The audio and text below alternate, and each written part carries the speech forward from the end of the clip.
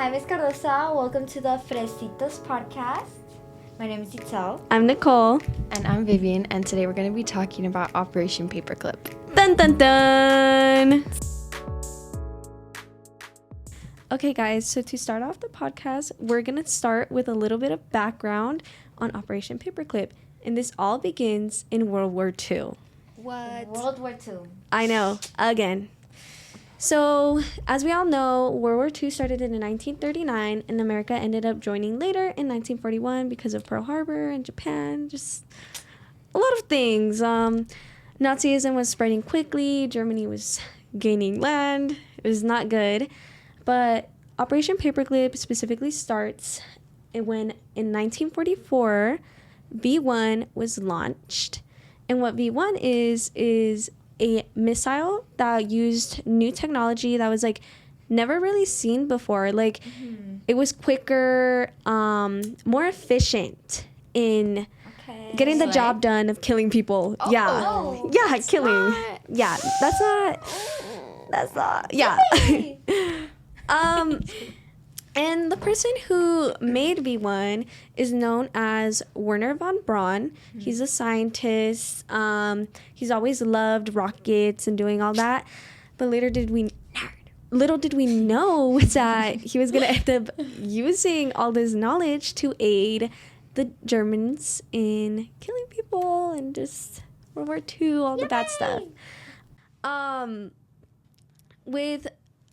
As we saw V1 getting launched, as we saw this, the Allied powers, which is Great Britain, the United States, France, the Soviet Union, we saw this new technology and we were interested. Like, we wanted that. We were like, okay, like, this is good. Like, they wanted some of that. That piece of good. That piece of good. That piece of good is crazy. So, again, it's 1944, and we know World War II ended in 1945. Mm-hmm. With the end of World War II, we also saw tensions rising in the Allies with the Soviet Union and the United States, aka democracy and communism. Democracy! Yes, and communism. No. Boo, literally. So, there was just this kind of a race to see who is going to get this knowledge, who is going to have this technology to back them up. Right? Mm-hmm. Is it going to be the Soviet Union or is it going to be the United States? America. Yes. Like, we were like, yes, please, America. So we kind of see this, like I was saying, like a race forming. Mm-hmm. And we see this when Operation Paperclip really begins to, start building up, right? Yeah. It was also known as Project Overcast. It was another name. That was the original name, later known as Project Paperclip. But what we really saw was that the U.S. government really prioritized this, and it was kind of like a hidden mission almost. Like, oh, we're trying to get these scientists. We're trying to. They're being a little sus. Yeah, but. So then the investigation started. They were over here in Germany looking all over the place. They're like, where's Mr. von Braun? Where's Dr. von Braun? Like, they were trying to get some of that. So here we are. They form a group of people who are in charge of this operation.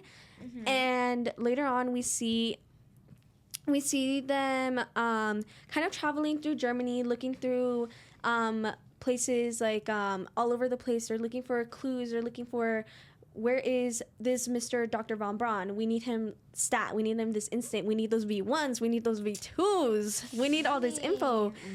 Mm-hmm. We need to get it before the Russians because obviously Cold War. Yes, we want to beat them. Like, everything's a race here apparently, especially with the tensions of the Cold War, as I was talking about. So we see this as they're traveling Germany. And lo and behold, they stumble upon Bonn University. It's somewhere in Poland, which was occupied by Germany. They were still kind of sorting everything out because this is like fresh. Yeah. We are fresh out of World War II.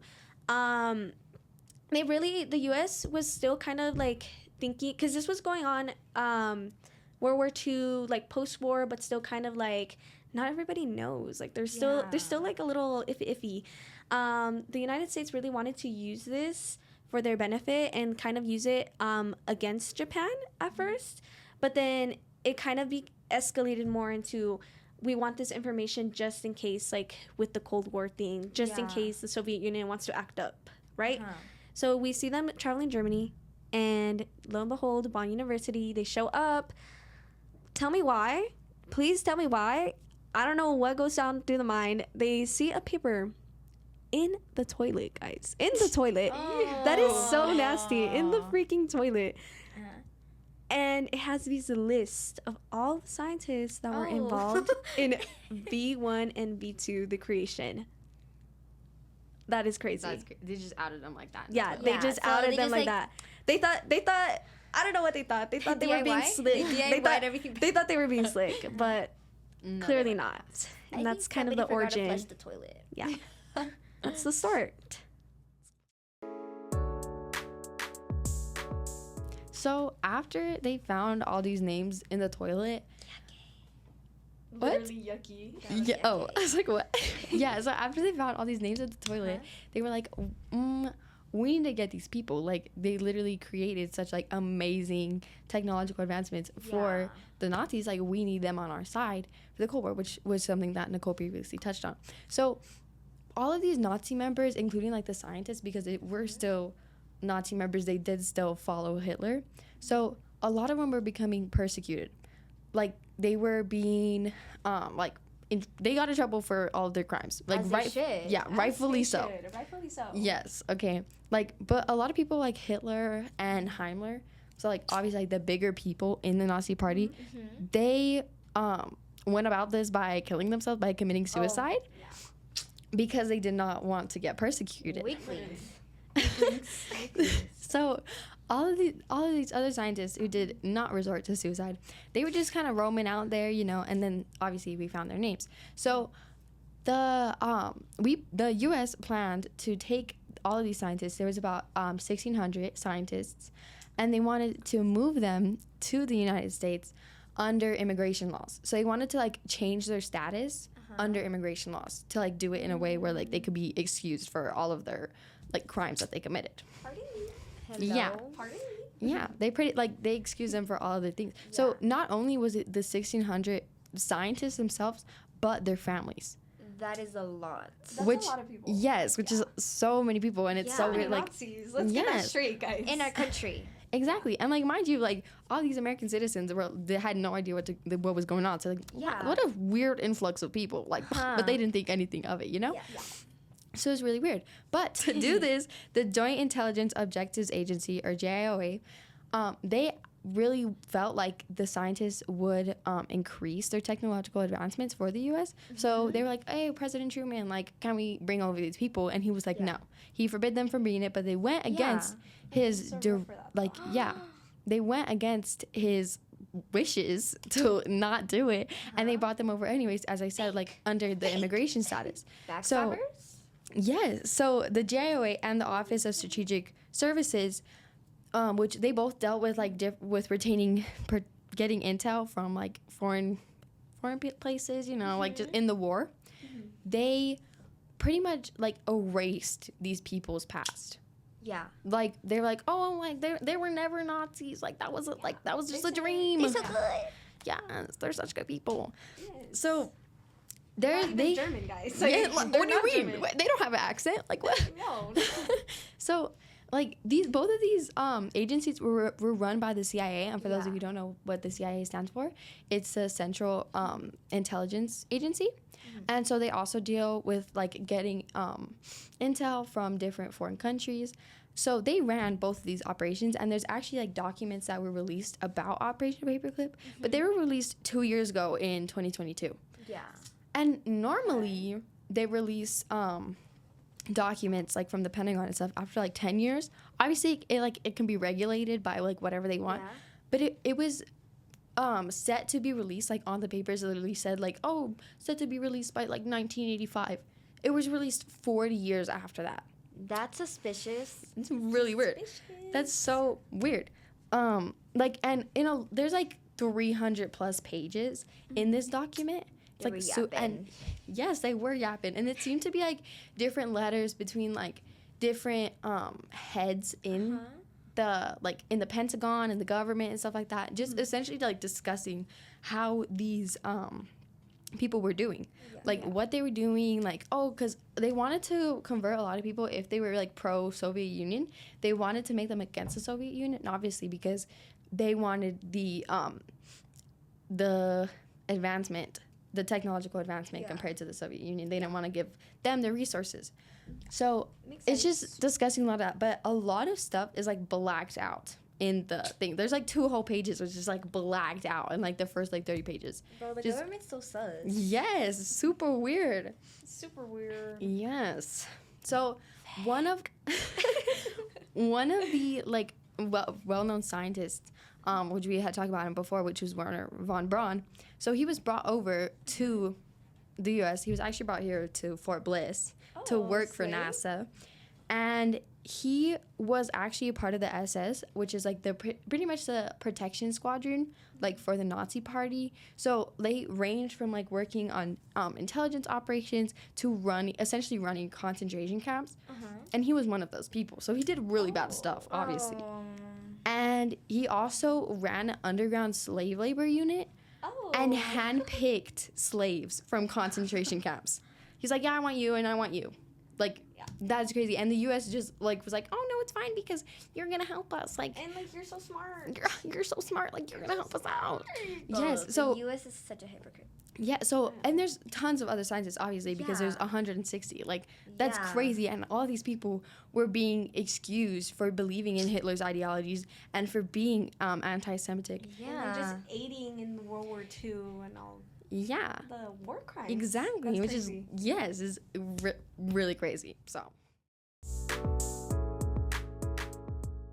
now that we know more about what Operation Paperclip is, let's discuss what happened to all the scientists that decided to stay in America. Like, how were their lives? So let's start off with Werner von Braun. Yep. So we all know he was a rocket scientist that developed the V2 rocket. However, his true legacy didn't actually happen until after Operation Paperclip, where he actually became the face of America's rocket science. That's crazy. I know, German being America's face, that's crazy. No. He's American now, remember? Oh, yeah, he's American now. Okay, guys. So after the operation, him and his team moved to Huntsville, Alabama in 1950, where they developed the Redstone rocket, which actually became like the foundation for launching America's first satellite in 1958. However, von Braun's like crowning achievement didn't happen until the 1960s, where he reached his peak like in NASA's Apollo's missions, and him and his team there, they developed the Saturn rocket, which actually became the powerhouse for all the Apollo missions, including Apollo 11, which we all know successfully took humans to the moon. Okay. Yeah. He's so-called a sleigh, guys. He's a sleigh. Not yet, though. So, actually, like, his visions and, like, expertise, like, kind of led to America becoming, like, the leader in the Cold War. So, let's talk about another scientist that helped with the space race. Herbert Stronghold. So he's known as the father of medicine, of space medicine. And after the operation, he worked at the School of Aviation Medicine at Randolph Air Force Base in Texas. That's a pretty long name for a school.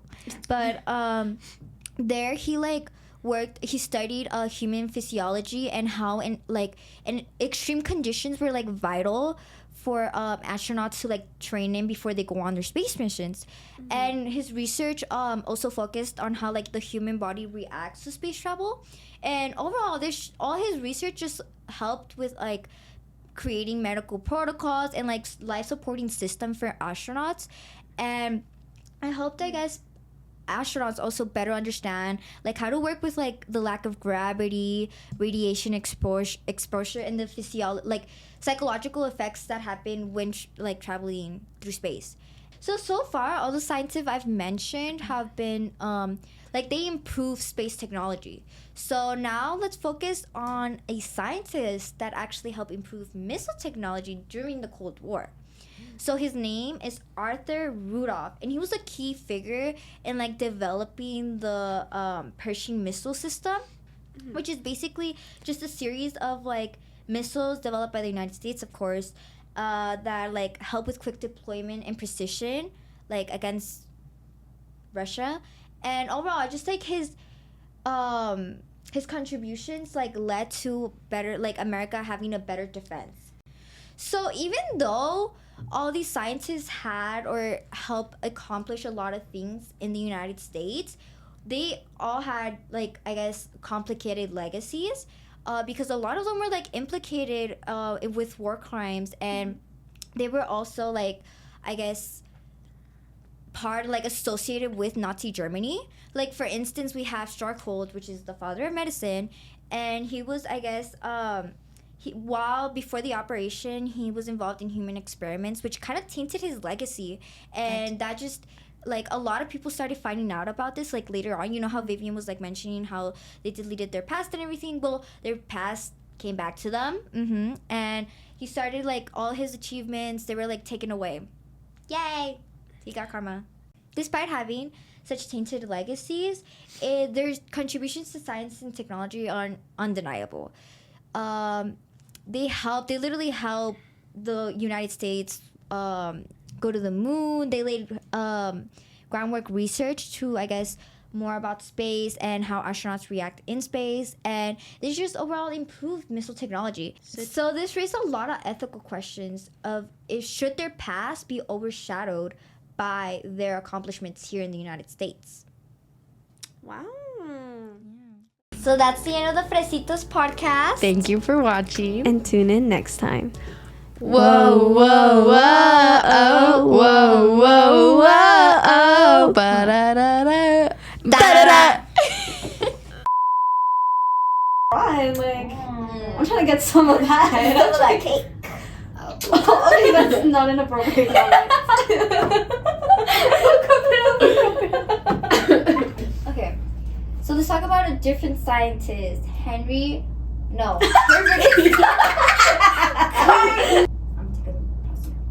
So he's like Rudolph the Red-Nosed Reindeer? No.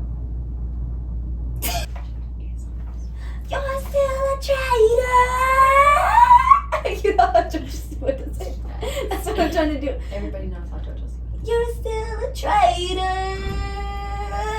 Alabama. Oh, you smell good. Are we done? Yes. That's a wrap. That's a.